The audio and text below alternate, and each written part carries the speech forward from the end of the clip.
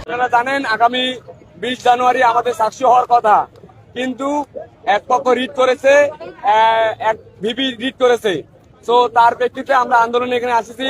আমরা দীর্ঘ 1 মাস যাবৎ বিভিন্ন শিক্ষার্থীদের কাছে গিয়েছি, তাদের চাওয়া পাওয়া শুনেছি, আমরা আমাদের ভীষণ শুনাইছি।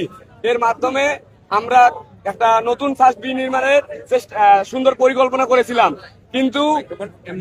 কিন্তু আমরা আজকে যেখানে আমাদের কালকে নির্বাচন, সেখানে আজকে আমাদের রাজপথে থাকতে হচ্ছে। ইনশাআল্লাহ আমরা যতক্ষণ পর্যন্ত না শুনবো যে 20 তারিখে নির্বাচন হচ্ছে, ততক্ষণ পর্যন্ত আমরা এখানে কর্মসূচি চালিয়ে যাবো। বিপি প্রার্থী এখানে রিট করেছেন, উনি আগেও কিন্তু এরকম বিতর্কিত অনেক কাজ করেছেন।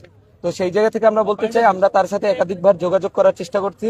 সে সজ্ঞানে স্বেচ্ছায় এই কাজটা করছে, যেহেতু সে বুঝতে পেরেছিল যে ইলেকশনের মাধ্যমে তার কোনো শিক্ষার্থীদের সাথে তার কোনো সম্পৃক্ততা ছিল না, এবং আমরা অনেক শিক্ষার্থীরাই তাকে গ্রহণ করেনি। সেই জায়গা থেকে তিনি সাক্ষ্য আটকানোর জন্য এই প্ল্যানটা করেছেন, এবং দীর্ঘদিনের প্ল্যান আমি বলবো। সেটা নির্বাচনের ঠিক 2 দিন আগে এটা করার কারণ, যাতে আমরা আইনি প্রক্রিয়ার মাধ্যমে সাক্ষী স্থগিতাদেশটা উঠাইতে না পারি। সেই জন্যই ঠিক নির্বাচনের 2 দিন আগে সেটা তিনি করছেন।